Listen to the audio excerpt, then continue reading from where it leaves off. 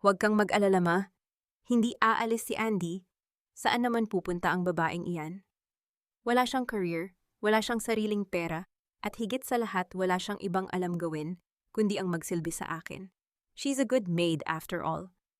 Bakit pa tayo kukuha ng ibang tao kung kaya naman niyang alagaan si Hazel at ang magiging anak ko? Ang boses ni Gavino ay malamig parang hapdi ng yelo sa balat habang umaalingaw sa malawak na sala ng kanilang mansyon sa Quezon City. Walang bakas ng pag-aalinlangan, walang bahid ng hiya. Ang bawat salita ay parang isang lason na dahan-dahang pumapatay sa hanging nalalanghap ni Leandra. Sa loob ng kusina nakatayo si Andy sa harap ng kalan. Ang usok mula sa niluluto niyang kare-kare, ang paboritong putahe ni Gavino, ay humahaplos sa kanyang mukha, ngunit mas matindi ang hapdi sa kanyang mga mata. 12 taon. 12 taon niyang ibinigay ang bawat hibla ng kanyang pagkatao para itayo ang imperyong kinatatayuan ngayon ng kanyang asawa. Ang perang ginamit ni Gavino para simulan ng Alcantara Prime ay galing sa pawis at huling habilin ng kanyang yumaong ama, ngunit sa loob ng bahay na ito, siya ay naging isang anino na lamang. Dahan-dahang binitawan ni Andy ang sandok. Ang kanyang mga kamay na bahagyang nanginginig ay namumuti ang mga buko sa higpit ng pagkakahawak sa gilid ng lababo. Ang suot niyang mamahaling apron na binili niya para sa espesyal na hapunan ng kanilang ika-12 anibersaryo ay tila naging isang tanikala na sumasakal sa kanyang leeg. "Tama ka anak," sagot ni Doña Remedios, ang kanyang biyenan, na may halong mapang-aping tawa.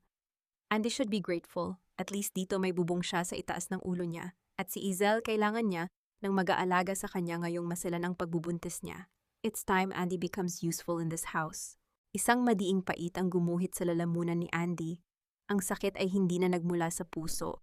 Ito ay nanunuot na sa kanyang mga buto, isang uri ng panlalamig na tila nagpapatigil sa daloy ng kanyang dugo. Ang pinggang seramika na hawak niya para sa pagsasalin ng pagkain ay dahan-dahang nadulas mula sa kanyang mga daliri. Hindi niya naramdaman ang pagbitaw, tanging ang pagbagsak nito sa sahig at ang pagkakawatak-watak ng mga piraso nito sa paanan niya ang nagpabalik sa kanyang ulirat. Ang mga piraso ng porselana ay nagkalat, tila sumasalamin sa kung ano ang natitira sa kanyang 12 taon na pagsasama. Hindi siya gumalaw, hindi siya sumigaw. Ang katahimikan ni Andy ay mas nakakabingi kaysa sa anumang hagulgol. Ang bawat tibok ng kanyang puso ay tila isang mabigat na padyak sa kanyang dibdib, bawat hininga ay isang pakikipaglaban sa hanging tila ipinagkakait sa kanya.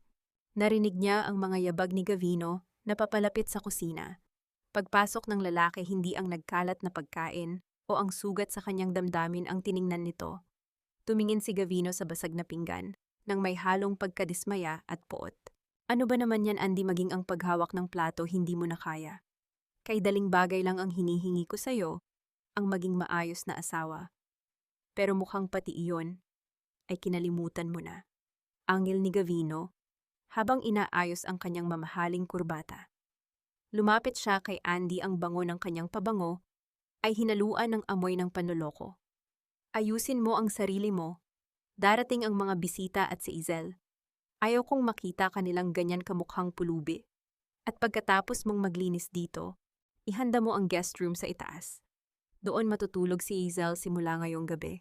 Tiningnan ni Andy si Gavino. Sa unang pagkakataon sa loob ng maraming taon, hindi takot ang rumihistro sa kanyang mga mata, kundi isang malalim na kawalan. Ang mukhang dati niyang hinahagkan tuwing umaga ay tila naging mukha ng isang estranghero, isang halimaw na binuo ng sarili niyang kabutihan. "Gavino!" Ang kanyang boses ay isang bulong, halos hindi marinig, tuyot na parang lupang matagal nang hindi nadadaluyan ng ulan. "Anibersaryo natin ngayon." Tumawa si Gavino, isang maikli at mapang-uyam na tawa. "Anibersaryo, Andy, let's be realistic. Ang anibersaryong ito ay para sa isang relasyong matagal ng patay. Be thankful na hindi kita pinalalaya sa labas ng kalsada. Now clean this up." Tinalikuran siya ni Gavino, iniwan siyang mag-isa sa gitna ng mga basag na pangarap at amoy ng nasusunog na pag-asa. Nanatiling nakatayo si Andy, ang kanyang anino ay mahaba at madilim sa sahig ng kusina. Ang bawat piraso ng basag na plato sa kanyang paanan ay tila isang babala. Sa gitna ng panunuyo ng kanyang mga mata, isang tanong ang nagpaulit-ulit sa kanyang isipan, tila isang ritual ng pagluluksa sa kanyang sarili. 12 taon ng pag-ibig sapat na ba ang isang gabi para mapagtanto mong ang taong inalayan mo ng iyong buhay ay siya palang kukuha nito mula sa'yo? Hanggang kailan kayang tiisin ng isang pusong sugatan ang bigat ng isang utang na loob na kailanman ay hindi niya naman utang? Tita, I don't think I can sleep in the guest room. Ang sikip tapos parang amoy alikabok. Baka makasama sa baby namin ni Gavino. I want the master bedroom. Ang boses ni Aizel ay matinis at puno ng pag-iinarte, umaalingaw-ngaw sa itaas ng hagdanan habang pababa ito patungo sa kinaroroonan ni Andy. Bawat hakbang ng babae ay puno ng kumpiyansa, tila ba siya ang matagal ng reyna ng bahay na iyon. Ang pag-ikot ng mga gulong ng kanyang maletang hila-hila ay tila paggiling ng mga buto sa pandinig ni Andy, isang mabigat na pahiwatig ng tuluyang pagpasok ng sumpa sa kanyang tahanan. Nakatayo si Andy sa gilid ng pasilyo, mahigpit ang hawak sa mga bagong plansang bedsheet na ipinag-utos ni Gavino na ilagay niya sa guest room. Ang panginginig ng kanyang mga kamay ay sinikap niyang itago sa ilalim ng puting tela. Siyempre naman, Hija. Mabilis na tugon ni Doña Remedios, ang ngiti sa mga labi ay abot hanggang tainga. Lumapit ang matanda kay Aizel at marahang hinaplos ang tiyan nito na hindi pa man gaano nahahalata. Ang apo ko ang pinakamahalaga ngayon. Doon ka sa master bedroom. Deserving ka ron. Bumaling ang matalim na paningin ni Doña Remedios kay Andy. Ang ngiti nito ay agad na palitan ng pandidiri, tila ba isang insekto ang nakasagabal sa kanyang daraanan. Narinig mo ba iyon, Andy? Ilipat mo ang mga gamit mo sa maliit na kwarto sa likod ng kusina. Doon sa kwarto ng mga katulong. At palitan mo ang bedsheet sa kwarto ni Gavino. Siguraduhin mong walang matitirang amoy mo roon. Ayaw kong masuka ang manugang ko sa amoy ng kalungkutan mo. Isang mainit na boltahe ng hiya ang gumapang sa batok ni Andy, ngunit kinagat niya ang kanyang ibabang labi hanggang sa malasahan niya ang sarili niyang dugo. Hindi siya sumagot. Dahan-dahan siyang tumango at naglakad paakyat. Habang nililinis niya ang silid na saksi sa 12 taon ng kanyang pag-asa, bawat damit na isinisilid niya sa isang itim na plastic bag ay tila pagbabaon sa sarili niyang dignidad. Ang halimuyak ng mamahaling pabango ni Aizel ay unti-unting lumalamon sa hangin ng kwarto, pinapatay ang huling alaala ng kanyang pagiging asawa. Kinabukasan ng umaga, bago pa man sumikat ang araw, isang bundok ng mga damit ang bumagsak sa harap ni Andy habang siya ay naghihiwa ng mga sangkap sa kusina. Hand wash only, Andy, utos ni Aizel, nakapamewang at suot ang isang manipis na silk robe na mismong si Andy ang bumili para kay Gavino noong nakaraang Pasko. Ayoko nang nilabhan sa washing machine. Masisira ang mga silk nightgowns ko. At saka sensitive ang balat ko ngayon dahil sa pregnancy hormones. Use the mild soap, okay? Ayokong mangati. Napatitig si Andy sa mga damit na nakakalat sa malamig na sahig ng kusina. Ang mga tela ay kasing nipis ng katinuan ng babaeng nasa harap niya. May washing machine tayo na may delicate setting, Aizel. Mahinahong sagot ni Andy, ang boses ay pilit pinapanatiling patag. Hindi masisira ang mga iyan. Lumapit si Doña Remedios mula sa likuran ni Aizel, hawak ang isang tasa ng mainit na kape. Makinig ka nga sa sinasabi sa iyo, Andy. Sayang naman ang ipinapakain namin sa iyo kung magiging tatanga-tanga ka. Wala ka na ngang maibigay na anak sa anak ko, pati ba naman sa paglalaba, magrereklamo ka pa. Matuto kang tumanaw ng utang na loob na hindi ka pa ipinatatapon sa kalsada. Ang salitang utang na loob ay tila isang punyal na paulit-ulit na ibinabaon sa dibdib ni Andy. Napalunok siya, ang lalamunan ay tila may nakabara na bubog. Walang imik siyang lumuhod sa malamig na sahig at sinimulang pulutin ang mga damit ng kirida ng kanyang asawa. Sa likod ng bahay kung saan hindi umaabot ang sikat ng araw, nakasalampak si Andy sa harap ng isang malaking planggana. Ang bawat pagbagsak ng malamig na tubig sa balde ay sumasabay sa pagkirot ng sugat sa kanyang daliri mula sa nabasag na plato kagabi. Ang sabon ay humapdi sa kanyang bukas na balat, ngunit hindi niya ininda ang sakit. Sa bawat kusot niya sa mamahaling seda ni Aizel, hindi luha ang pumapatak sa tubig, kundi isang tahimik na determinasyon. Ang mga kamay niyang namumula sa lamig ay ang parehong mga kamay na pumirma sa mga tseke na nagbigay ng buhay sa karangyaan ng mga taong umalipusta sa kanya. Pagsapit ng gabi sa loob ng madilim at masikip na kwarto, ng mga katulong nakaupo si Andy sa gilid ng isang manipis na higaan. Ang amoy ng alikabok at lumang kahoy ay nakabalot sa buong silid. Sa gitna ng katahimikan ng gabi, ang mahinang panginginig ng kanyang telepono sa ibabaw ng maliit na mesa ay nagbigay liwanag sa madilim na kwarto. Isang mensahe ang lumitaw sa screen. Mula iyon kay Attorney Benitez, ang matandang abogado ng kanyang yumaong ama. Nakahanda na ang lahat ng papeles, Senyora Leandra. Ang bawat sentimo ng Alcantara Prime, ang titulo ng mansyon, at ang mga sikretong account ni Gavino ay nasa ilalim na ng mahigpit na investigasyon natin. Isang senyas nyo lang at i-freeze natin ang buong buhay nila. Binasang maigi ni Andy ang bawat salita. Ang pagod sa kanyang mga balikat ay tila unti-unting naglaho, pinalitan ng isang malamig at nakapangingilabot na lakas. Tiningnan niya ang kanyang mga kamay na sugatan at magaspang dahil sa paglalaban ng dumi ng ibang tao. Isang manipis at mapait na ngiti ang gumuhit sa kanyang mga labi. Ang mga taong nag-aakalang inilibing nila siya sa putik ay hindi alam na isa siyang buto na malapit ng tumubo. Hanggang kailan magsasaya si Gavino sa kanyang palasyong gawa sa hangin, ngayong hawak na ng tunay na reyna, ang posporo na susunog sa lahat ng ito, malamig ang pawis na namumuo sa labas ng malaking pitzel ng tubig na hawak ni Andy. Sa gitna ng marangyang hapagkainan na pinalamutian ng mga sariwang bulaklak at mamahaling kubyertos, siya ay nakatayo tulad ng isang rebultong nawalan ng kaluluwa. Ang amoy ng mainit na sinigang na salmon, ang paboritong sabaw ni Doña Remedios, na higit 2 oras niyang pinakuluan, ay pumuno sa kabuuan ng silid. Dahan-dahan niyang hinila ang upuan. Sa dulo ng mesa, ang upuang 12 taon niyang inuupuan, bilang may bahay ng tahanang iyon. Ngunit bago pa man dumampi ang kanyang katawan sa silya, isang matalim na boses ang pumunit sa hangin. "What do you think you are doing, Andy? Sinong nagsabi sa iyo na pwede kang umupo kasabay namin?" Napatigil si Andy. Tumingala siya at sinalubong ang nanlilisik na mga mata ni Doña Remedios. Ang matanda ay nakaupo sa kabisera, suot ang mga alahas na mismong si Andy ang nagregalo noong nakaraang Pasko. "Managluto lang ako. Akala ko kakain na tayo." Mahinang tugon ni Andy, ang boses ay maingat na iniiwasang manginig. Isang nakakainsultong halakhak ang kumawala sa mga labi ng biyanan niya. Walang tayo sa mesang ito, Andy. Isa ka na lang pabigat dito. Tingnan mo nga ang itsura mo, amoy sibuyas at bawang. Gusto mo bang mawalan ng gana ang manugang ko? Tumayo ka riyan sa gilid at magsilbi. Yan na lang naman ang pakinabang mo. Napatingin si Andy kay Gavino, umaasa na kahit katiting na awa ay masilayan niya sa mga mata ng lalaking minahal niya. Ngunit si Gavino ay tahimik na naghihiwa ng karne, hindi man lang nag-abala na tapunan siya ng tingin. "Just do what my mom says, Andy. Huwag mo nang sirain ang gabi namin. Be useful and pour the water." Malamig na utos ni Gavino bago nito ibinaling ang matamis na ngiti kay Hazel. "Kain ka pa, babe, for the baby." Isang mainit na kirot ang sumaksak sa dibdib ni Andy. Dahan-dahan niyang binitiwan ang sandalan ng upuan at umatras. Lumapit siya kay Hazel upang lagyan ng tubig ang baso nito. Habang sumasalin ang tubig, tiningnan siya ni Hazel mula ulo hanggang paa. Ang mga labi ay nakapulupot sa isang mapanuyang ngiti. "Thanks, Yaya. Alam mo, tita, buti na lang nandito si Andy. Kasi kapag ipinanganak ko na ang tagapagmana ng mga Alcantara, kailangan ko nang magpupuyat para magtimpla ng gatas."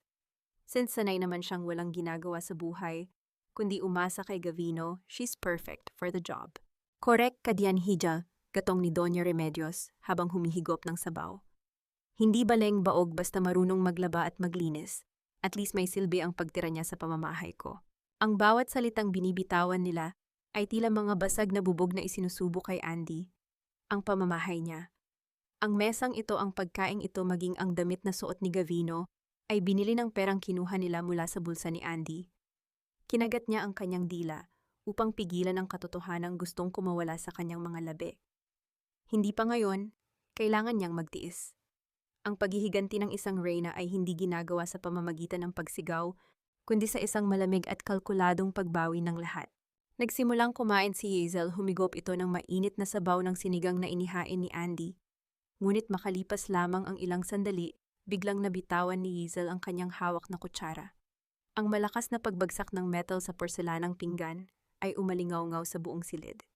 Biglang namilipit si Hazel, ang magkabilang kamay ay mahigpit na nakahawak sa kanyang tiyan.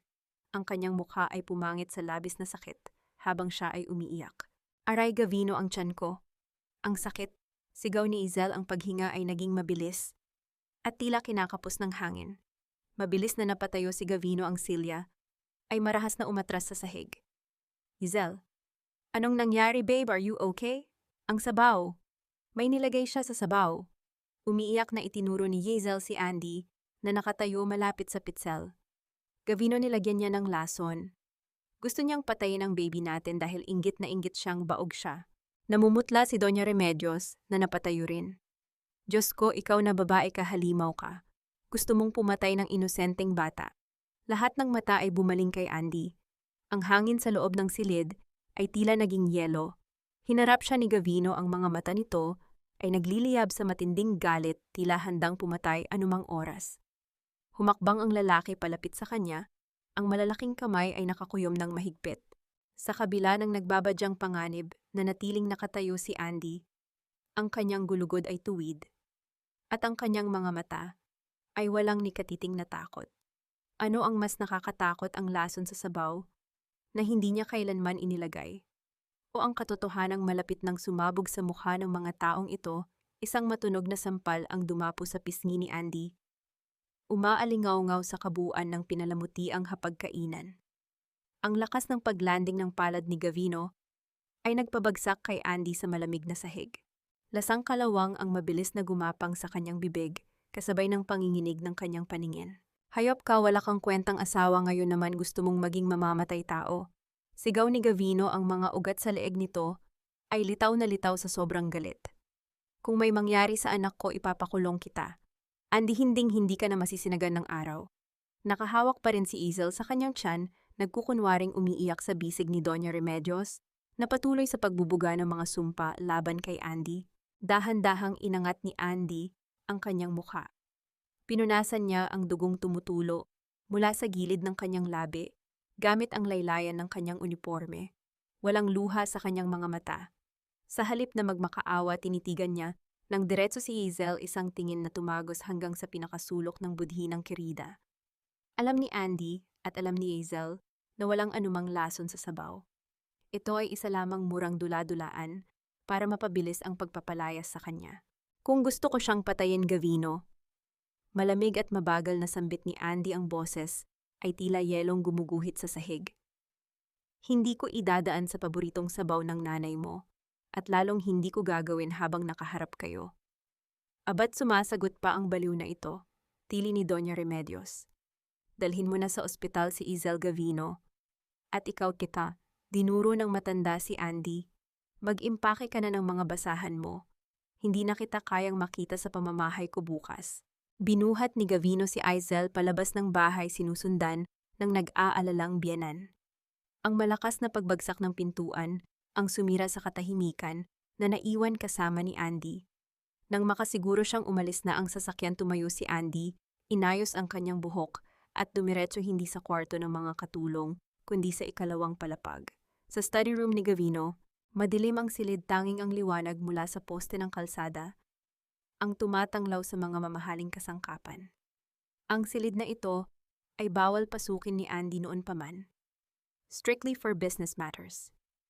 Iyon ang palaging dahilan ni Gavino upang itago na ang lalaking walang alam sa negosyo ay nagpapanggap na isang henyo. Binuksan ni Andy ang laptop ni Gavino gamit ang password na matagal na niyang alam, ang petsa ng anibersaryo nila na itinuturing ng patay ng kanyang asawa.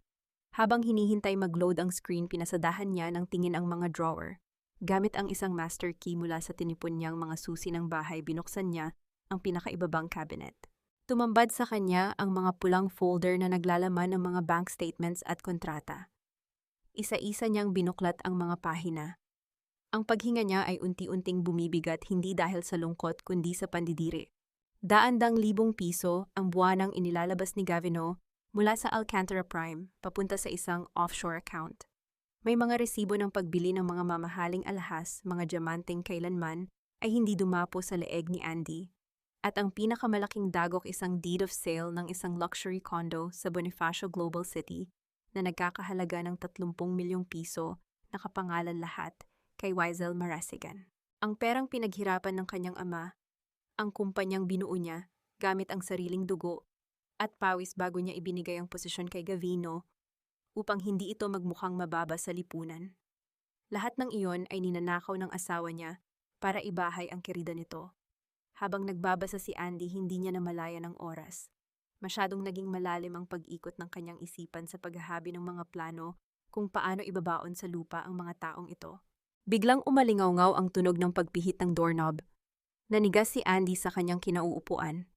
Ang pinto ay mabilis na bumukas at ang ilaw ng silid ay iginuhit ang anino ni Gavino na ngayon ay nakatayo sa hamba ng pinto. Ang mukha nito ay madilim, may hawak na bote ng alak sa isang kamay at halatang umuwi ng maaga matapos ang drama sa ospital. Nang makita niya si Andy na hawak ang mga asul na folder, ng laki ang mga mata ni Gavino at ang puot na rumihistro sa kanyang mukha ay higit pa sa kayang isalarawan. Ano ang gagawin ng isang halimaw kapag nahuli ang kanyang lihim? Lalo na kung ang nakadiskubre nito ay ang mismong taong matagal na niyang itinuturing na walang laban.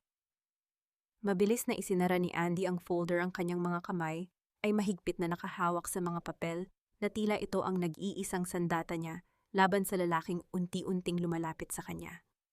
Ang hangin sa study room ay tila naging siksik, bawat hakbang ni Gavino ay nagpapabigat sa paghinga sa loob ng silid. Anong ginagawa mo rito? Ang boses ni Gavino ay mababa, isang mapanganib na bulong na sinamahan ng amoy ng mamahaling alak. Ibinagsak niya ang bote sa ibabaw ng mesa, ang ingay ng baso laban sa kahoy ay nagpadagundong sa katahimikan. Sino ang nagbigay sa iyo ng karapatang pakialaman ang mga gamit ko? Hindi umurong si Andy. Tiningala niya si Gavino, ang kanyang mga mata ay sinasalamin ng liwanag mula sa lampshade, malamig at hindi nababasa. Ang mga gamit mo, ulit ni Andy, isang mapait na ngiti ang sumilay sa kanyang mga labi. Iniangat niya ang deed of sale na nakapangalan kay Izel. O ang mga perang ninakaw mo mula sa kumpanyang itinayo ko para sa iyo, 30 milyong piso, Gavino, para sa isang condo sa beaches. Samantalang tuwing humihingi ako ng budget para sa maintenance ng mga resort sa Batangas, sinasabi mong nalulugi ang kumpanya. Isang mabilis na pagniwi ng gulat ang dumaan sa mukha ni Gavino, ngunit agad itong napalitan ng isang mapagmataas na ngisi. Imbes na matakot o humingi ng tawad, lumapit pa lalo ang lalaki at inagaw ang mga papel mula sa kamay ni Andy. Kumpanyang itinayo mo. Halakak ni Gavino, isang tawang puno ng pang-iinsulto. Huwag kang magpatawa, Andy. Walang naniniwala riyan. Sa papel ikaw ang nagpasimula. Pero sino ang nagpalago? Sino ang humaharap sa mga investors? Ako, kung wala ako ang negosyong iyan, ay mananatiling isang maliit na tindahan ng lupa sa probinsya ninyo na puro isang kahig, isang tuka ang mga tao. Idinuro ni Gavino ang dibdib ni Andy. Ang bawat salita ay may diin na sinasadyang manakit. Wala kang kwenta sa negosyo at wala kang kwenta sa kama. Kaya huwag kang magmalinis dito na akala mo ikaw ang may-ari ng lahat. Ang kumpanyang iyon ay nasa ilalim ng pamamahala ko. At kung gusto kong bilhan ng bahay ang babaeng magbibigay sa akin ng tagapagmana na hindi mo magawa, magagawa ko iyon. Isang malalim na paghinga ang pinakawalan ni Andy. Ang sakit ng mga salita ay naroon, ngunit nabaon na ito sa ilalim ng kanyang namumuong pagngangalit. Gusto niyang isigaw na ang bawat kontrata, ang bawat permit, ang bawat malaking transaksyon ng kumpanya ay nangangailangan ng lagda niya at ang kapangyarihang ipinahiram niya ay maaari niyang bawiin anumang oras. Ngunit hindi. Hindi pa ito ang tamang pagkakataon para ibunyag ang kanyang alas. Mula sa kanyang likuran, inilabas ni Gavino ang isang manipis na brown envelope at inihagis ito sa ibabaw ng desk ni Andy. Ang mga papel ay dumausdos at huminto malapit sa kanyang mga kamay. Since nalaman mo na rin lang ang totoo, tapusin na natin ang kaplastikang ito, malamig na utos ni Gavino. Pirmihan mo iyan. Ibinaba ni Andy ang kanyang tingin. Nakasulat sa pinakaibabaw ng dokumento ang mga salitang annulment of marriage and waiver of conjugal assets. Pinapaubaya mo sa akin ang buong kumpanya at ang bahay na ito. Paliwanag ni Gavino na may taglay na pagmamalaki. At bilang kapalit, bibigyan kita ng 2 milyong piso. Sapat na iyan para bumalik ka sa Batangas at magtayo ng maliit na sari-sari store para hindi ka magutom. Huwag ka nang umasang makakakuha ka ng higit pa dyan dahil alam mong kaya kitang ipasira sa buong Manila. It's a generous offer for a useless wife. Tinitigan ni Andy ang dokumento at pagkatapos ay tiningnan ang lalaking nasa harap niya. Ang lalaking minsang inalayan niya ng kanyang buhay at pangarap ngayon ay sinusubukan siyang bilhin ng barya gamit ang sarili niyang yaman. Nanginig ang mga kamay ni Andy habang kinukuha ang pen na iniabot ni Gavino Ang paghinga ng lalaki ay tila nagdiriwang akala nito ay tuluyan na niyang napasuko ang kanyang asawa. Dahan-dahang inilapit ni Andy ang dulo ng pen sa papel. Ngunit bago pa man dumampi ang tinta isang malamig at nakakakilabot na ngiti ang namuo sa kanyang mga labi. Nilagdaan ni Andy ang papel. Malinis mabilis at walang pag-aatubili. Napakunot ang noo ni Gavino. Inaasahan niyang iiyak si Andy magmamakaawa o baka magwala tulad ng mga tipikal na asawa sa teleserye. Ngunit ang pagiging kalmado ni Andy ay nagbigay ng kakatwang lamig sa gulugod ng lalaki. Inabot ni Andy ang papel kay Gavino. Ang kanyang mga mata ay tila dalawang malalalim na balon ng itim na tubig na hindi mabasa ang lalim. Sana Gavino, malambot ngunit may bahid ng asero na bulong ni Andy. Sana mapanatili mo ang ngiting iyan. Kapag nalaman mo kung ano talaga ang halaga ng pinirmahan ko. Ano ang hindi alam ng asawang nagmamalaki? At bakit ang pirma ng isang babaeng pinalayas ay tila naging isang sentensya ng kamatayan para sa kanyang sariling kayabangan? Ang malakas at walang awang buhos ng ulan ay tila pilit na hinuhugasan ang madilim na kalsada ng Quezon City, sumasabay sa walang pusong pagkaladkad ni Doña Remedios sa mga natitirang gamit ni Andy palabas ng mataas na gate ng mansyon. Walang anumang pagdadalawang isip na ibinato ng matanda ang isang lumang maleta na gawa sa murang tela. Ang pagbagsak nito sa basang semento ay nagpasambulat sa ilang niniting na damit ni Andy, dahilan upang tuluyan itong mababad sa putik at malamig na tubig baha. Lumayas ka na rito! Matinis at puno ng pandidiri na sigaw ni Doña Remedios ang kanyang mukha ay nakangiwi habang pinapayungan ng isang gwardya. Total na pirmahan mo na ang papeles tapos na ang pagiging linta mo sa anak ko. Ibinigay na sa iyo ang 2 milyon, kaya bumalik ka na sa probinsya ninyo at doon ka mabulok. Wag na wag ka nang magpapakita sa amin patay gutom.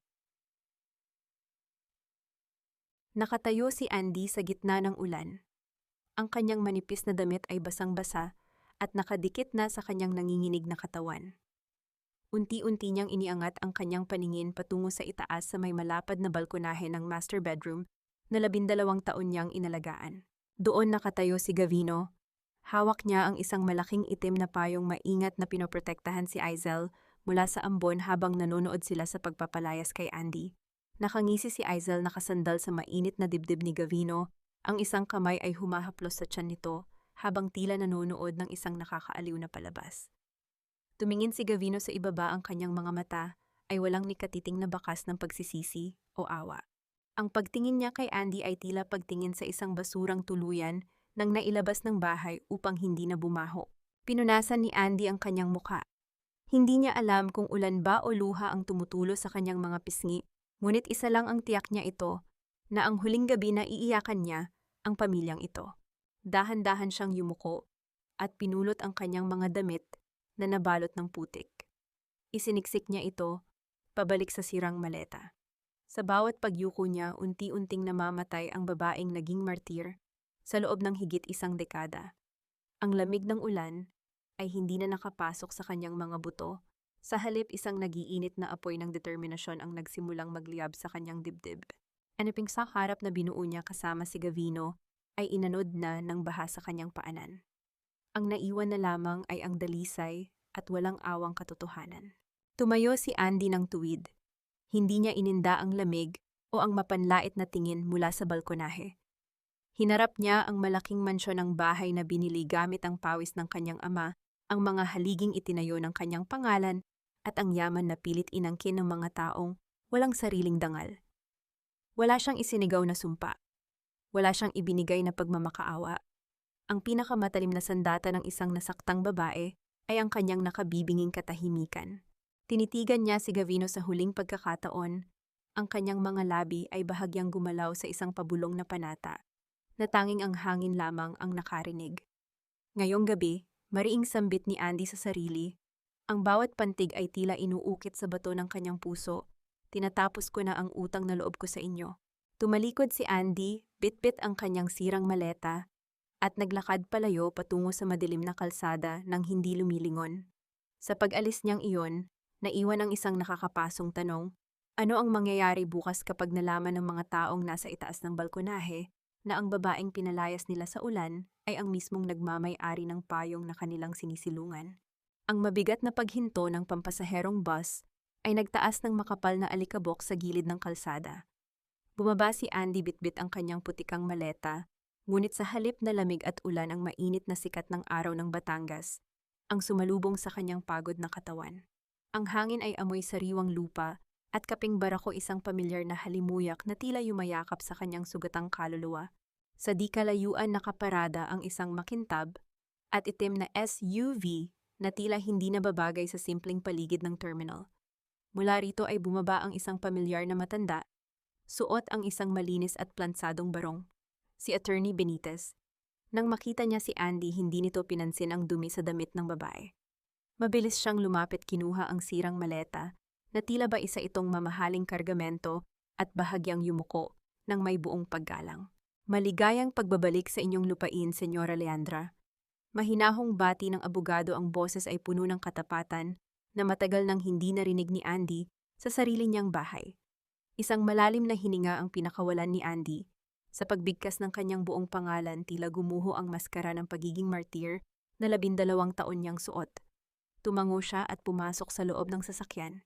Habang binabagtas nila ang mahabang kalsada, ibinaba ni Andy ang bintana ng sasakyan. Sa magkabilang gilid ng kalsada ay nakatanim ang daan-daang ektarya ng puno ng mangga at kape, mga lupaing pilit minamaliit ni Gavino at tinatawag na isang kahig isang tuka.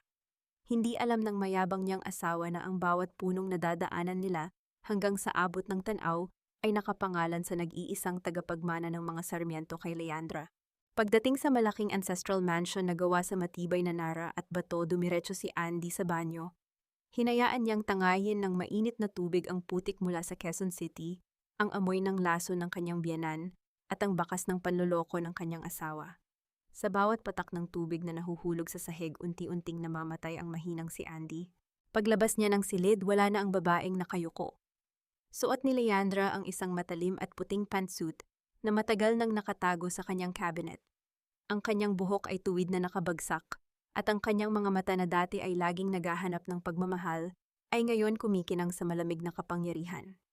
Sa study room ng kanyang yumaong ama, nakalatag sa ibabaw ng malaking mesa ang mga papeles ng Alcantara Prime. Senyora, ang dokumentong pinirmahan ninyo kagabi kay Gavino ay walang bisa ang panimula ni Attorney Benitez habang iniaayos ang mga folder. Ang lahat ng pondo at titulo ng Alcantara Prime ay nakapaloob sa isang irrevocable trust fund na binuo ng inyong ama bago pa kayo ikasal. Walang kahit isang sentimo ang pagmamay-ari ng asawa ninyo.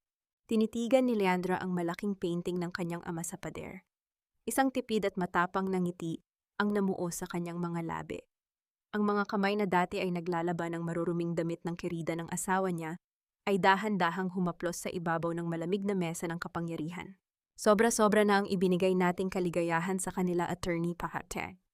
Malamig at formal na utos ni Leandra, ang boses ay walang bakas ng pag-aalinlangan. I-freeze ang lahat ng bank accounts ng Alcantara Prime. I-block ang lahat ng credit cards ni Gavino at ng kanyang ina. At kanselahin ang access niya sa lahat ng pondo ng kumpanya. Ngayon na. Masusunod, Senyora, ano ang gusto ninyong maging susunod na hakbang? Tumingin si Leandra sa labas ng bintana kung saan nagsisimula ng lumubog ang araw.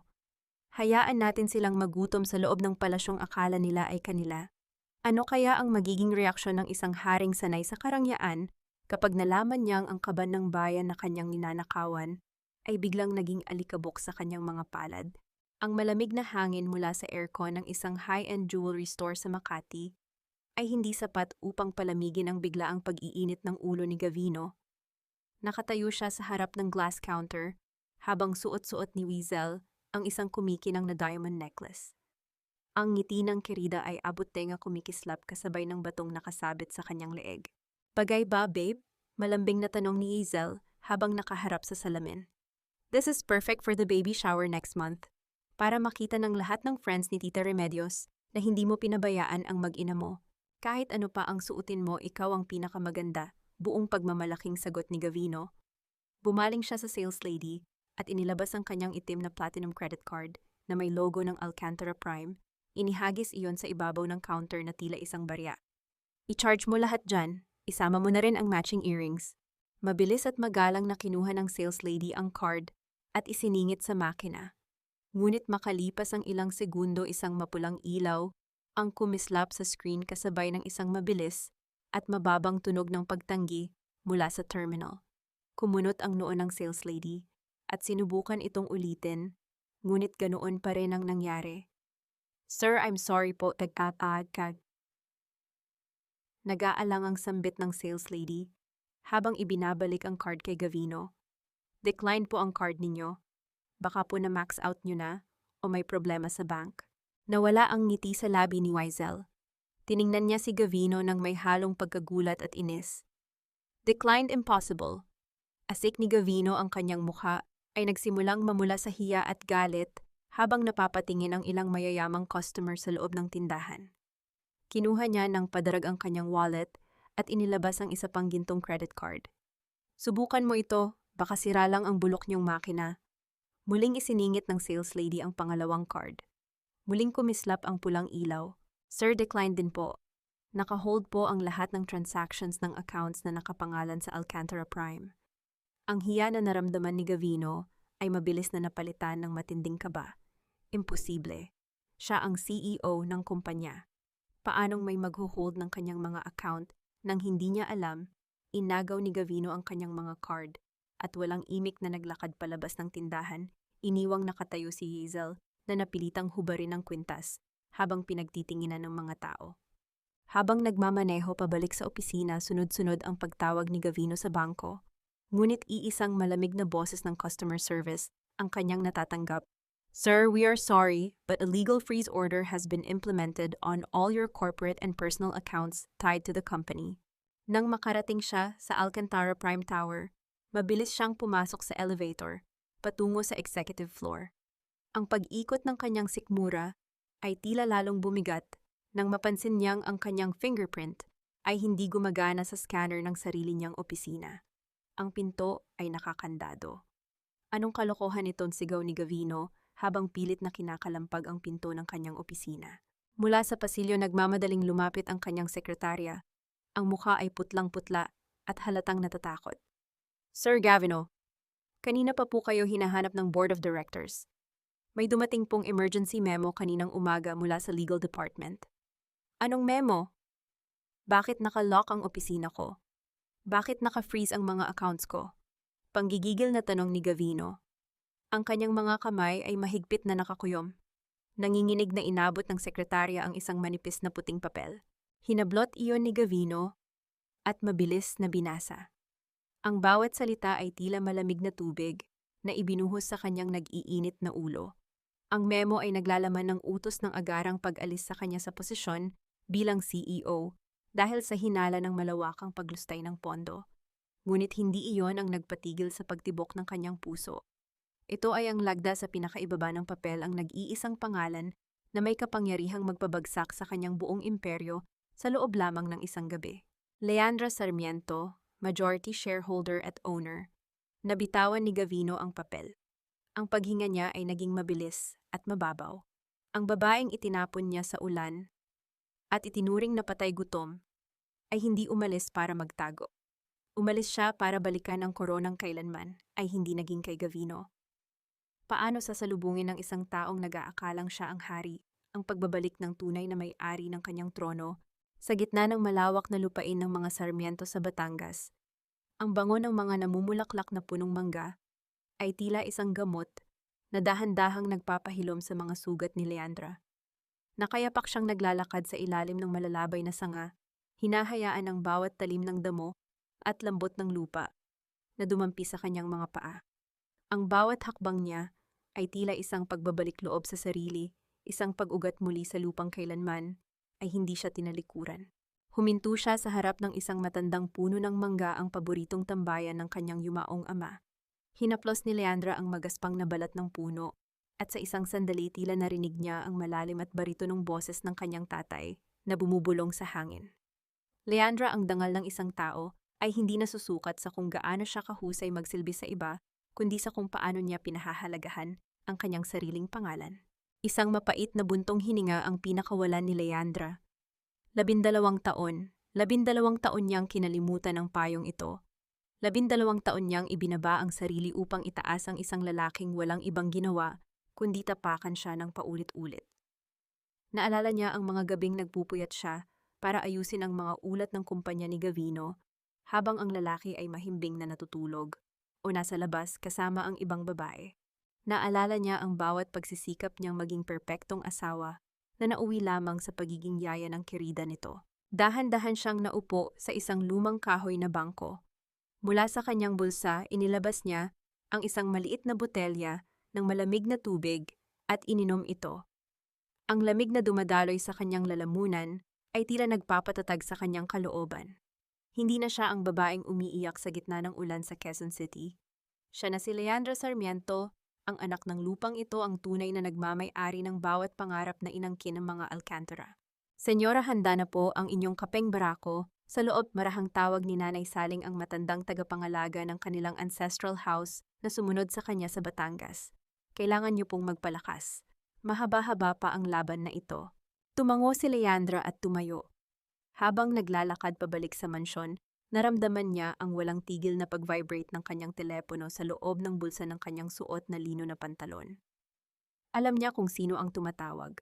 Alam niya ang takot at pagkataranta na nararamdaman ni Gavino sa mga sandaling ito. Nang makapasok siya sa veranda, kinuha niya ang telepono at tiningnan ang screen. 15 missed calls mula kay Gavino. 10 mensahe mula kay Doña Remedios na puno ng pagmumura at pananakot. At isang mensahe mula kay Wiesel na nagmamakaawang pakinggan ang paliwanag nito. Ibinaba ni Leandra ang telepono sa ibabaw ng mesa nang hindi binubuksan ang anumang mensahe. Kinuha niya ang mainit na tasa ng kape at dahan-dahang humigop. Ang pait ng barako ay tila isang paalala ng lahat ng kanyang tiniis, ngunit ang init nito ay nagbibigay sa kanya ng lakas na hindi kailanman maibibigay ng kahit na sinong lalaki.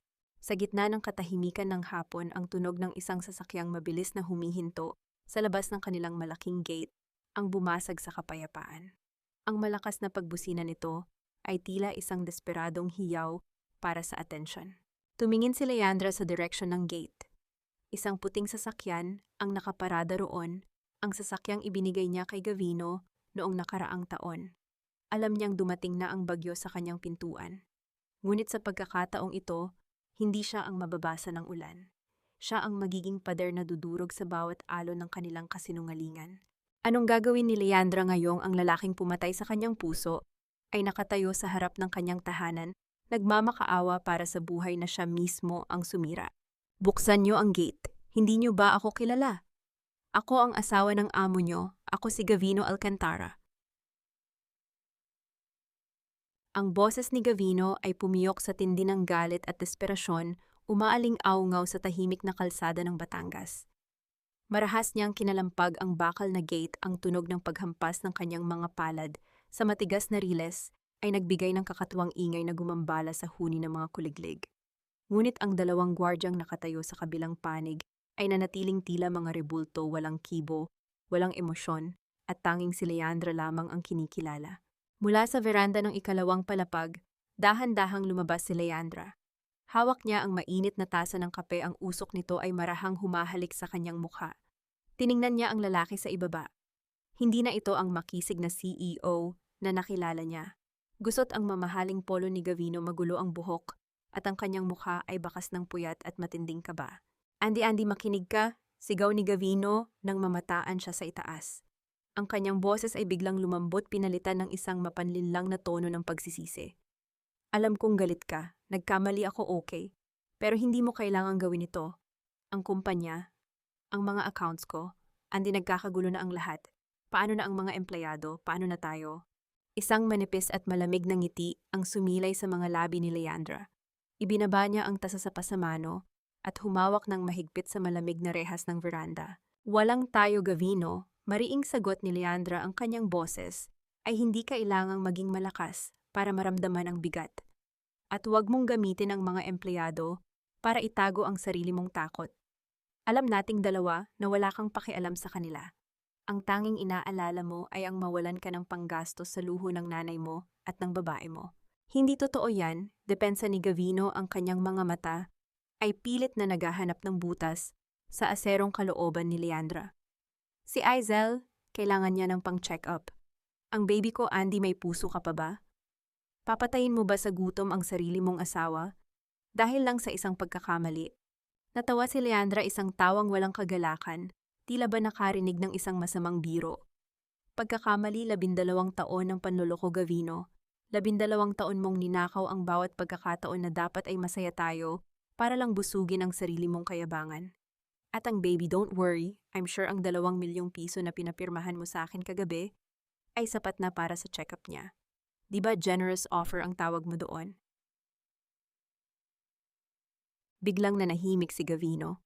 Ang kanyang mga balikat ay bumagsak. Ang katotohanan ay dahan-dahang gumagapang sa kanyang isipan. Ang babaeng nasa harap niya ay hindi na ang asawang pwedeng bulahin o takutin. Habang nakatayo sa gitna ng init ng araw, naramdaman ni Gavino ang mabilis na pag-vibrate ng kanyang telepono sa bulsa. Kinuha niya ito at sinagot ang tawag ni Doña Remedios.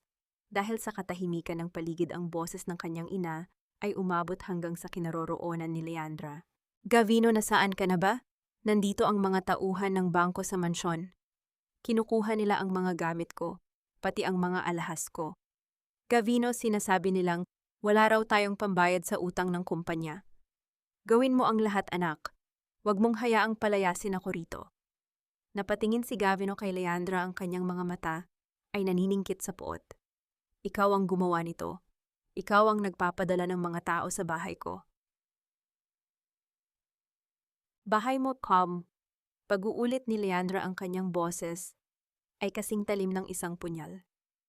Ipinapaalala ko lang sa iyo, Gavino.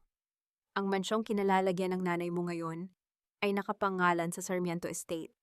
At dahil kinalimutan mo ang utang na loob mo sa pamilyang nagpakain sa iyo, oras na para maranasan nyo kung paano ang mawalan ng bubong sa itaas ng ulo nyo.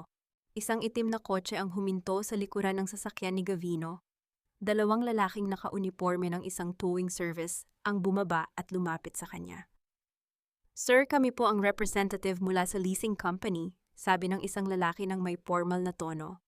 May utos po kaming i-repossess ang sasakyang ito dahil sa default payment at cancellation ng corporate lease ng Alcantara Prime. Nabitawan ni Gavino ang kanyang telepono sa semento. Tumingala siya kay Leandra, ang kanyang mukha ay putla pa sa papel. Ang sasakyan, ang bahay, ang kumpanya, ang lahat ng akala niya ay sa kanya ay dahan-dahang binabawi ng babaeng itinuring niyang basura. Saan ako pupunta eh? Bulong ni Gavino, ang boses ay puno ng kawalan. Sa lugar kung saan ka nararapat, Gavino, sagot ni Leandra bago siya tumalikod. Sa putikan kung saan mo ako iniwan. Ang bawat dampi ng mamahaling sutla sa balat ni Leandra ay tila isang malambot na paalala ng kanyang muling pagkabuhay. Nakatayo siya sa harap ng isang malaking salamin sa kanyang silid sa Batangas, pinagmamasdan ang sariling refleksyon na 12 taon niyang hindi nakilala. Wala na ang tuyot na balat at ang mga matang laging pagod mula sa gawaing bahay. Ang suot niyang gown na kulay hating gabi ay binordahan ng mga gintong sinulid, tila mga bituing nagliliyab sa gitna ng kadiliman. Senyora, narito na po ang listahan ng mga panauhin. Marahang ulat ni Nanay Saling habang inaayos ang dulo ng belo ni Leandra. Ang lahat ng malalaking pangalan sa industriya ng real estate, ang mga dati ninyong kasosyo at maging ang mga matataas na opisyal ng bangko ay darating sa inyong gala ng pagbangon. Kinuha ni Leandra ang listahan ng kanyang mga daliri ay dahan-dahang humaplos sa mga pangalang naroon. Isang matalim na kislap ang dumaan sa kanyang mga mata nang makita ang 3 pangalang idinagdag niya sa huling sandali. Gavino Alcantara, Doña Remedios, at Izel Marasigan. Siguraduhin mong matatanggap nila ang imbitasyon, Nanay Saling. Malamig na utos ni Leandra. Gusto kong makita nila kung ano ang itsura ng mundong pilit nilang ninakaw sa akin, ngayong sila ay nasa labas na nito. Samantala sa isang maliit at maalikabok na apartment sa gilid ng Maynila, ang katahimikan ay binasag ng matinis na boses ni Doña Remedios. Nakaupo ang matanda sa isang silyang plastik, ang kanyang mga braso ay nakahalukip-kip habang pinagmamasdan ang mga maletang nakatambak sa sahig. Ang amoy ng kanal mula sa labas at ang init ng silid na walang aircon ay tila isang impyerno para sa kanya. Gavino, hindi ko matitiis ang lugar na ito. Sigaw ng matanda, ang kanyang mukha ay puno ng pawis at galit. Tingnan mo ang mga alahas ko, kinuha na nilang lahat. Paano na tayo lalabas sa publiko? Paano na ang dangal ng pamilya Alcantara? Si Gavino ay nakaupo sa sahig hawak ang isang baso ng murang alak. Ang kanyang mga mata ay walang buhay nakatitig sa kawalan. Dangal mawala na tayong dangal. Wala na tayong kahit ano. Biglang bumukas ang pinto at pumasok si Wiesel hinihingal at may hawak na isang eleganteng gintong sobre. Gavino, tita, tingnan niyo ito. May nag-iwan nito sa pinto. Isang imbitasyon para sa pinakamalaking gala sa Batangas ngayong gabi. Ang Sarmiento Heritage Gala. Lahat ng investors mo nandoon. Nagliwanag ang mga mata ni Doña Remedios. Sarmiento, iyan ang pamilya ni Andy, di ba? Siguradong gagamitin niya ang pagkakataong iyon para ipahiya tayo. Pero Gavino, isipin mo, kung pupunta tayo roon kung hihingi ka ng tawad sa harap ng maraming tao, baka lumambot ang puso niya. Baka ibalik niya sa atin ang kumpanya para hindi siya magmukhang masama sa publiko. Tita is right, babe. Dagdag ni Izel, ang kanyang mga mata ay kumikinang sa kasakiman. Andy is weak. Konting drama lang at iiyak na yon. Kailangan nating makapunta roon. Ito na lang ang tanging paraan para mabawi natin ang buhay natin. Tiningnan ni Gavino ang imbitasyon. Ang bawat letra ng pangalang Sarmiento ay tila isang sampal sa kanyang pagkatao. Ngunit ang gutom sa kapangyarihan at ang takot sa kahirapan ay mas matimbang kaysa sa kanyang natitirang hiya. Maghanda kayo, sabi ni Gavino habang tumatayo at iniinom ang huling patak ng alak. Gagamitin natin ang huling alas natin. Kung kailangang lumuhod ako sa harap niya sa harap ng lahat gagawin ko, babawiin natin ang lahat ng sa atin. Hindi alam ni Gavino na ang bawat hakbang nila patungo sa Batangas ay bahagi ng isang malaking bitag. Habang ang sasakyan nila ay bumabaybay sa madilim na kalsada, si Leandra ay nakatayo na sa gitna ng kanyang palasyo, tinitingnan ang orasan sa dingding. Ang bawat tunog ng sekundaryo ay tila isang yabag ng hatol na papalapit. Inayos ni Leandra ang kanyang kwintas. Ang mga brilyante nito ay kasing lamig ng kanyang kalooban. Isang tanong ang nagpaulit-ulit sa kanyang isipan, tila isang ritual ng pagtatapos. Handa na ba ang mga linta na harapin ang apoy na sila mismo ang nagsindi? O aakalain pa rin nilang ang Reyna ay ang dating biktima na maaari nilang paikutin sa kanilang mga daliri? Ang bawat kislap ng mga kristal na chandelier sa malawak na bulwagan ng mga Sarmiento ay tila nanunukso sa mga mata ni Gavino. Kasama ang kanyang ina na si Doña Remedios at ang buntis na si Izel, pumasok sila sa silid nang may pilit na ngiti kahit na ang kanilang mga suot ay halatang luma na at amoy aparador. Ang bulong-bulungan ng mga panauhin ay tila mga bubuyog na humahagupit sa pandinig ni Gavino. Bawat sulyap ng mga dating kasosyo ay tila isang matalim na husga sa kanyang pagbagsak. Ayusin mo ang mukha mo, Gavino, bulong ni Doña Remedios habang hinihigpitan ang kapit sa braso ng anak. Kailangang maniwala sila na mahal mo pa rin si Andy. Isipin mo ang kumpanya. Sa gitna ng entablado, isang boses ang pumutol sa ingay ng musika.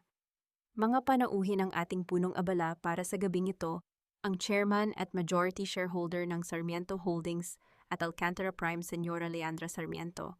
Dahan-dahang bumukas ang malaking pinto sa itaas ng hagdanan. Bumaba si Leandra, ang bawat hakbang niya ay puno ng awtoridad na nagpatahimik sa buong silid. Ang kanyang gown ay kumikinang sa bawat galaw at ang kanyang mukha ay tila isang obra maestra ng katarungan. Nang magtama ang kanilang mga mata, naramdaman ni Gavino ang isang matinding lamig na gumapang mula sa kanyang talampakan hanggang sa kanyang batok. Hindi na ito ang babaeng nakaluhod sa sahig ng kusina. Hindi na ito ang asawang umiiyak sa ilalim ng ulan. Andy, sigaw ni Gavino sapat na lakas upang makuha ang atensyon ng lahat. Mabilis siyang humakbang patungo sa paanan ng hagdan. Ang kanyang mukha ay biglang napuno ng peking emosyon. Andy, salamat sa Diyos at nakita kita. Patawarin mo ako, mahal ko. Naguluhan lang ako. Ang pamilyang ito, hindi ito kumpleto kung wala ka. Nagpatuloy sa pagbaba si Leandra hanggang sa maging magkapantay sila ni Gavino. Ang amoy ng mamahaling pabango ni Leandra ay humahalo sa amoy ng alak sa hininga ni Gavino. Naguluhan. Ang boses ni Leandra ay malambot, ngunit kasing talim ng labaha. Naguluhan ka ba nung ninanakawan mo ang kumpanya ko para ibili ng kondo ang babaeng iyan? O naguluhan ka nung ginawa mo akong katulong sa sarili nating bahay? Andy, please. Let's talk privately. Pakiusap ni Gavino. Pilit na hinahawakan ang kamay ni Leandra. Para sa baby, para sa pinagsamahan natin. Marahas na binawi ni Leandra ang kanyang kamay. Sa isang mabilis na galaw kinuha niya ang mikropono mula sa gilid. Ang tunog ng kanyang paghinga ay umaling-aungaw sa buong speaker ng bulwagan. Hindi ako si Andy Gavino. Mariing pahayag ni Leandra ang kanyang boses ay nanginginig sa kinimkim na galit ngunit nananatiling matatag. Ang babaeng pinalayas niyo sa ulan ay wala na. Ang kaharap niyo ngayon ay ang may-ari ng lahat ng luhong tinatamasa niyo noon na ngayon ay babawiin ko na ng buo. Lumapit si Izel pilit na isinisiksik ang sarili sa eksena. Leandra, maawa ka naman sa bata kahit para sa anak na lang ni Gavino. Tinitigan ni Leandra ang tiyan ni Izel. Ang batang iyan ang magiging paalala sa iyo, Izel, na ang lahat ng nakuha mo sa pamamagitan ng panloloko ay mawawala rin sa isang iglap. Gavino, akala mo ba ay natapos ang lahat sa pirma ko sa annulment papers? Isang malaking projector screen sa likuran ni Leandra ang biglang bumukas. Tumambad sa lahat ng mga panauhin, mga investors, bankero, at mga dyaryo ang mga malilinaw na kopya ng bank transfers, mga larawan ni Gavino at Izel sa mga lihim na tagpuan. At ang pinakamabigat, ang dokumento ng paglustay ng pondo mula sa retirement fund ng mga empleyado. Nagsimulang magkagulo ang mga tao. Ang mga flash ng camera ay tila mga kidlat na tumatama sa namumutlang mukha ni Gavino. Hindi lang pag-aari ko ang kinuha mo, Gavino, sabi ni Leandra, habang lumalapit sa kanya ang kanyang mga mata ay nagliliyab sa katarungan. Kinuha mo rin ang kinabukasan ng mga taong nagtatrabaho para sa atin. At hindi ko hahayaang makalusot ka pa sa pagkakataong ito. Mula sa gilid ng bulwagan, 4 na lalaking nakauniporme ng pulis ang dahan-dahang lumalapit patungo sa kinaroroonan ni Gavino. Ang tunog ng kanilang mabibigat na sapatos sa makintab na sahig ay tila tunog ng hatol na hindi na maiiwasan. Nanigas si Gavino. Tumingin siya sa kanyang ina na ngayon ay himatayin na sa hiya at kay Izel na nagsisimulang umatras upang iligtas ang sarili. Leandra, huwag! Hiyaw ni Gavino, ang kanyang boses ay puno ng desperasyon habang nakikita ang mga posas na inilalabas ng mga pulis. Ngunit si Leandra ay tumalikod lamang. Ang huling nakita ni Gavino ay ang tuwid na likod ng babaeng minsan niyang minaliit, habang ang liwanag ng bulwagan ay unti-unting naglalaho sa kanyang paningin kasabay ng pagdapo ng malamig na bakal sa kanyang mga kamay. Ang tunog ng pagdidikit ng malamig na bakal sa mga pulso ni Gavino ay umalingaw-ngaw sa gitna ng biglang tumahimik na bulwagan. Ang bawat panauhin ay tila naging estatwa, ang kanilang mga mata ay nakatuon sa dating tinitingalang CEO na ngayon ay nakayuko at iginigapos sa harap ng lahat. Ang kinang ng mga chandelier ay tila naging mga saksi sa isang paghuhukom na matagal nang inaantay ng langit. Andy, sandali, mag-usap tayo. Hindi mo pwedeng gawin ito. Ang sigaw ni Gavino ay puno ng panginginig, ang kanyang boses ay tila isang desperadong hiyaw ng isang taong nalulunod. Isipin mo ang magiging itsura nito sa media. Masisira ang pangalan ng mga Alcantara. Andy, please. Dahan-dahang lumapit si Leandra, ang kanyang bawat hakbang ay may bigat ng 12 taon na pagtitiis. Huminto siya sa harap ni Gavino sapat na malapit upang maamoy ang takot na lumalabas sa bawat butas ng balat ng lalaki. Ang pangalan niyo ay matagal nang sira, Gavino. Sinira mo ito noong ginamit mo ang pera ng mga empleyado para sa sarili mong kamunduhan. Ang bias ni Leandra ay kasing lamig ng semento sa labas. At huwag mo na akong tawaging Andy. Ang babaeng iyon ay namatay na sa ulan noong gabing pinalayas niyo siya. Ang kaharap mo ngayon ay ang taong magsisiguradong pagbabayaran mo ang bawat sentimong ninakaw mo. Hayop ka, wala kang utang na loob. Singhal ni Doña Remedios na ngayon ay pilit na kumakawala sa hawak ng isang babaeng pulis. Ang kanyang mamahaling kwintas ay tabingin na at ang kanyang mukha ay pulang-pula sa galit at hiya. Kami ang nagbigay sa iyo ng pamilya. Kami ang tumanggap sa iyo kahit baog ka. Ganito mo ba kami babayaran? Tiningnan ni Leandra ang kanyang dating biyenan nang may halong pait at habag. Binayaran ko na kayo, Remedios. 12 taon akong naging alipin sa sarili kong bahay. 12 taon kong tiniis ang bawat pang-aalipusta nyo. Ang utang na loob na sinasabi nyo ay matagal ko nang nabayaran ng dugo at luha. Ngayon ang batas naman ang maniningil sa inyo. Sa kabilang dulo ng bulwagan nakita ni Leandra si Aizel na dahan-dahang umaatras patungo sa pintuan, pilit na nagtatago sa likod ng mga panauhin. Ngunit bago pa man ito makalayo, hinarang siya ni Attorney Benitez, kasama ang isa pang opisyal. Miss Marasigan, huwag ka munang umalis. Sabi ni Attorney Benitez nang may formal na tono. May warrant din kami para sa investigasyon ng mga assets na nakapangalan sa iyo. Ang condo sa BGC at ang mga offshore accounts na galing sa Alcantara Prime ay kailangan ding ma-freeze bilang bahagi ng ebidensya. Gavino, gawin mo ang lahat. Huwag mo silang hayaang kunin ang mga gamit ko. Tili ni Weisel ang kanyang mukha ay hindi na bakas ng pagbubuntis kundi ng matinding kasakiman. Nang makita niyang hindi na makagalaw si Gavino dahil sa posas mabilis na nagbago ang kanyang anyo. Wala akong alam dito. Pinilit lang ako ni Gavino. Siya ang nagbigay ng lahat ng yan sa akin. I'm a victim too. Narinig ni Gavino ang pagtatatwa ng babaeng pinagpalit niya sa kanyang asawa. Ang sakit ng pagkakaloko ay tila mas matindi pa sa higpit ng posas sa kanyang mga kamay. Tumingin siya kay Weisel at pagkatapos ay kay Leandra. Doon lamang niya napagtanto ang laki ng kanyang nawala. Ang babaeng buong puso siyang minahal ay ang siya ring dudurog sa kanya habang ang babaeng inakala niyang mahal siya ay ang unang tatalikod sa kanya sa oras ng kagipitan. Ilabas na sila, maikling utos ng hepe ng pulisya. Habang hinihila si Gavino palabas ang bawat hakbang niya ay sinasabayan ng bulong ng panghahamak mula sa mga taong dati ay humahanga sa kanya. Ang tunog ng mga yabag ng pulis sa makintab na sahig ay tila isang marcha ng kamatayan para sa kanyang karera at dangal. Naiwan si Leandra sa gitna ng bulwagan. Ang katahimikan ay dahan-dahang bumabalik, ngunit ang bigat sa kanyang dibdib ay hindi pa rin tuluyang nawawala. Inabot niya ang kanyang leeg at hinawakan ang medalyon ng kanyang ama. Sa unang pagkakataon, naramdaman niyang malaya na siya. Ngunit sa gitna ng tagumpay, isang tanong ang lumitaw sa kanyang isipan nang makita ang isang pamilyar na anino sa labas ng bintana.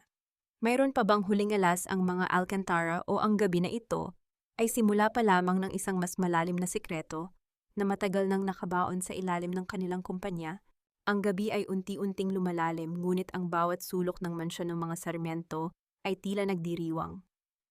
Pagkatapos ng gulo sa bulwagan ang mga panauhin ay isa-isang nagpaalam ang kanilang mga mukha ay puno ng pagkagulat at usap-usapan tungkol sa trahedyang sinapit ng mga Alcantara. Si Leandra ay mag-isang nakatayo sa veranda. Ang kanyang tingin ay nakapako sa malayo sa direksyon kung saan dinala ang sasakyan ng mga pulis. Ang hangin ay humahaplos sa kanyang mukha malamig at mapayapa.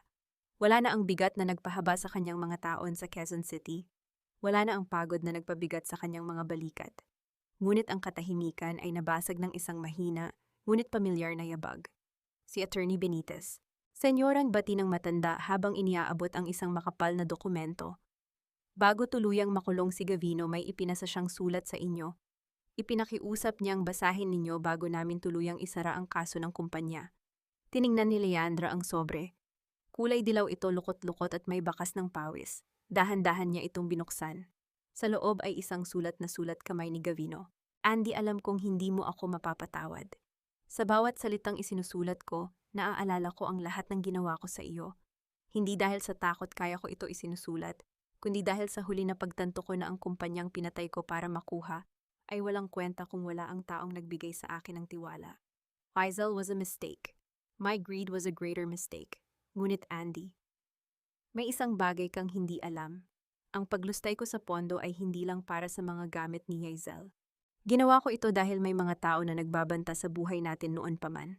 Akala ko kaya kong bayaran sila at solusyonan ang lahat nang hindi ka nadadamay. Maling-mali ako. Napahinto si Leandra.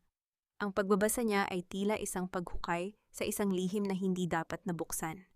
May mga dokumento sa ilalim ng sahig ng dati nating kwarto sa Quezon City. Ang mga taong humahabol sa akin ay hindi lang basta mga kakompetensya sa negosyo. Sila ay bahagi ng isang sindikatong matagal nang nagmamanman sa pamilya Sarmiento. Ingatan mo ang sarili mo, Andy. Mas malaki ang panganib kaysa sa inaakala mo. Nanlamig ang buong katawan ni Leandra. Ang kanyang kamay na humahawak sa sulat ay nanginginig. Akala niya ay tapos na ang lahat. Akala niya ay ang pagkulong kay Gavino ang huling kabanata ng kanyang paghihirap.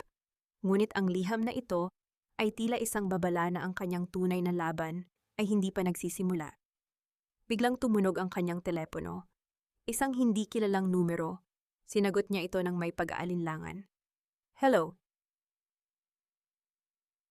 Senyora Leandra, isang malamig at boses, na tila nagmumula sa ilalim ng lupa ang sumagot. Ang iyong asawa ay masyadong madaldal, at ikaw masyado kang nagmamadaling magdiwang. Hindi mo pa natatapos ang utang na loob ng pamilya niyo sa amin. Ang telepono ay dahan-dahang nahulog mula sa kanyang kamay. Ang boses na iyon, ito ang boses na nagbanta sa kanyang ama bago ito pumanaw. Hindi pala pag-ibig o pagtataksil ang totoong dahilan ng lahat ng nangyari sa nakalipas na 12 taon. Ito ay isang sumpa na hindi niya matakasan, isang tanikala ng dugo na pilit na humihila sa kanya pabalik sa kadiliman. Sa gitna ng kanyang palasyo sa tuktok ng kanyang tagumpay, naramdaman ni Leandra ang tunay na kahulugan ng takot. Ang mga Alcantara ay mga tau-tauhan lamang sa isang mas malaking laro, at siya ngayon ang susunod na target sa listahan. Ano ang gagawin ng isang babaeng bagong palaya ngayong natanto niyang? Ang kanyang kalayaan ay isa lamang ilusyon sa gitna ng isang mas malaking bitag. Nanatiling nakahiga ang telepono ni Leandra sa malamig na sahig, ang screen nito ay unti-unting namamatay tulad ng pansamantalang katahimikan na naramdaman niya kanina. Ang bawat tibok ng kanyang puso ay tila isang malakas na tambol na umaalingaw-ngaw sa kanyang pandinig. Ang boses na yon, ang boses na pilit niyang kinalimutan sa loob ng maraming taon, ay muling nagparamdam. Ngunit sa pagkakataong ito, hindi na siya ang takot na dalagitang nagtatago sa likod ng kanyang ama. Attorney Benitez, tawag ni Leandra. Ang kanyang boses ay hindi nanginginig, bagkus ay puno ng isang mapanganib na kalmado. Ihanda ang sasakyan, babalik tayo sa Quezon City, ngayon din. Sa gitna ng gabi, ang mabilis na pag-andar ng sasakyan ni Leandra ay tila isang palasong bumibiyak sa kadiliman. Nang makarating sila sa dating mansyon, ang paligid ay tahimik at abandonado. Ang mga gwardya ay wala na at ang malaking gate ay bahagyang nakabukas, tila isang paanyaya sa isang bitag. Pumasok si Leandra sa loob ng kanilang dating silid. Ang amoy ng alikabok at ang alaala ng kanyang paghihirap ay sumalubong sa kanya. Lumuhod siya sa gitna ng silid sa ilalim ng kama kung saan itinuro ng sulat ni Gavino. Gamit ang isang maliit na kutsilyo, dahan-dahan niyang inangat ang isang bahagi ng kahoy na sahig. Isang itim na briefcase ang tumambad sa kanya. Sa loob nito ay ang mga dokumentong hindi lang magpapabagsak sa sindikato, kundi maglalantad din sa lahat ng mga opisyal na tumanggap ng suhol mula sa kumpanya sa loob ng maraming taon.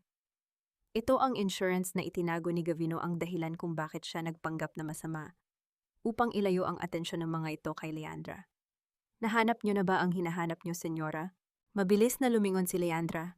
Sa hamba ng pinto ay nakatayo ang isang lalaking naka-leather jacket, may hawak na baril na nakaturo sa kanya. Ang dilim ng gabi ay nagkukubli sa kanyang mukha, ngunit ang kislap ng kanyang mga mata ay puno ng pumatay na pagnanasa.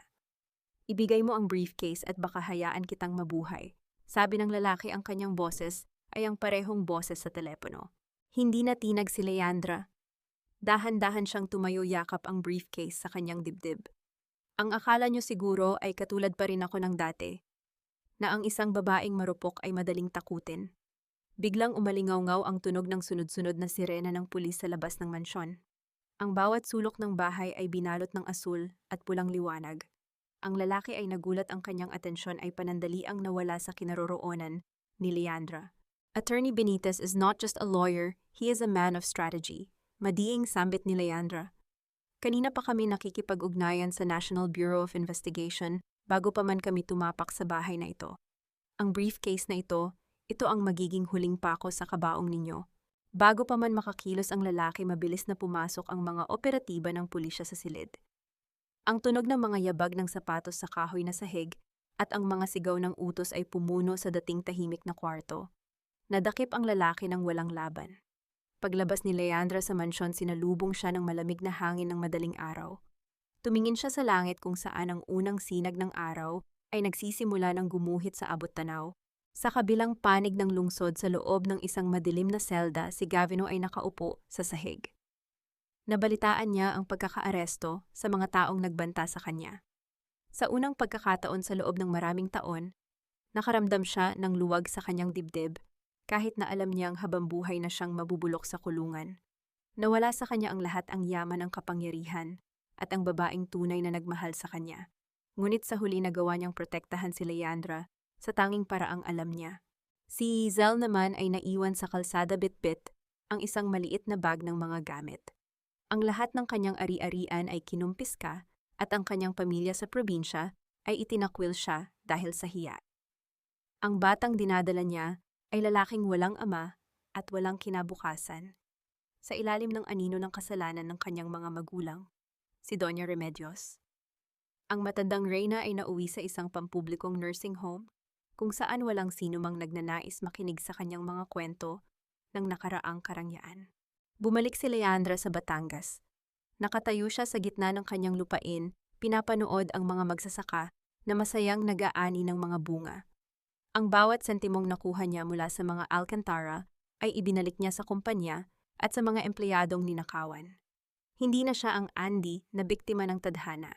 Siya na si Leandra Sarmiento, isang reyna na hindi kailangan ng hari dahil ang kanyang korona ay gawa sa sarili niyang katatagan at katarungan.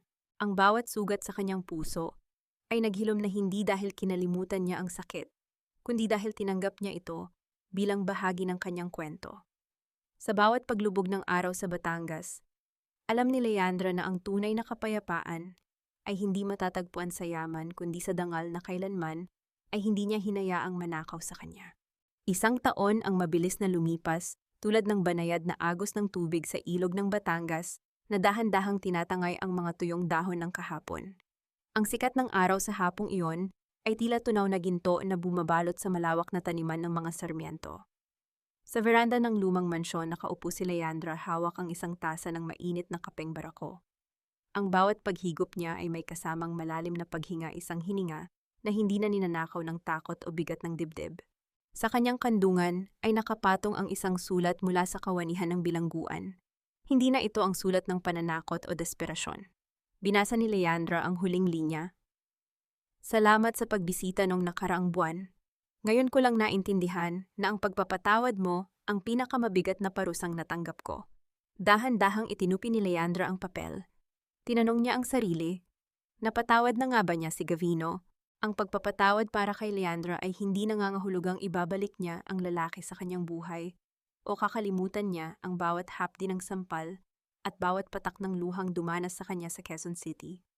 Ang pagpapatawad ay ang desisyon niyang putulin ang tanikala ng puot na nagbibigkis sa kanya sa nakaraan. Pinatawad niya si Gavino dahil ayaw na niyang bigyan ng lalaki ng kahit isang segundo pa ng kapangyarihan sa kanyang damdamin. Sa bawat pagbitiw niya sa galit, doon niya nahanap ang tunay na kapayapaan. Sa kabilang panig ng bayan, ang Sarmiento Foundation for Empowered Women ay abala sa pagtulong sa mga asawang nakaranas ng pang-aabuso at pagtataksil. Nakita ni Leandra ang kanyang sarili sa bawat babaeng pumapasok sa pintuan ng pundasyon, mga babaeng pinalayas minaliit at itinuring na walang kwenta. Ngunit sa ilalim ng kanyang gabay, ang mga babaeng ito ay muling natututong tumayo ng tuwid. Doon sa pagtulong sa iba, natagpuan ni Leandra ang pinakamalalim na kahulugan ng kanyang paghihirap. Ang kanyang sugat ay naging tulay para sa paggaling ng iba. Si Izel at ang kanyang anak ay nanatili sa isang maliit na baryo sa malayo. Nabalitaan ni Leandra na namumuhay sila ng payak malayo sa karangyaan na minsan nitong ipinagpalit sa dangal. Hindi na ninais ni Leandra na maghiganti pa rito. Ang buhay na mismo ang naging guro ni Izel. Si Doña Remedios naman ay nananatiling tahimik sa kanyang nursing home, unti-unting kinakalimutan ng mundong dati niyang pinagharian ng kayabangan. Senyora, handa na po ang hapunan. Marahang tawag ni Nanay Saling. Nandyan na rin po si Attorney Benitez, may dala pong mga bagong plano para sa expansion ng mga resort. Tumayo si Leandra, inayos ang kanyang puting bestido na sumasabay sa ihip ng hangin. Bago siya pumasok sa loob, tumingin muli siya sa papalubog na araw. Ang bawat paglubog nito ay paalala na ang bawat kadiliman ay may katapusan at ang bawat umaga ay isang pagkakataon para sa isang bagong simula. Ang 12 taon ng kanyang pagiging martir ay isa na lamang malabo at malayong kabanata. Ang babaeng dati ay tinawag na baog at walang kwenta ay siya na ngayong nagpapatakbo ng isang imperyo ng pag-asa. Napagtanto ni Leandra na ang tunay na yaman ay hindi matatagpuan sa mga bank accounts o sa mga titulo ng lupa, kundi sa katapangan na mahalin muli ang sarili pagkatapos kang durugin ng mundong iyong pinagkatiwalaan. Sa huling pagkakataon, hinaplos ni Leandra ang medalyon ng kanyang ama sa kanyang leeg. Ang kanyang puso ay payapa, na tulad ng gabing dahan-dahang dumarating. Sa gitna ng katahimikan ng Batangas, ang Reyna ay tuluyan nang nakauwi sa kanyang tunay na tahanan sa sarili niyang dangal.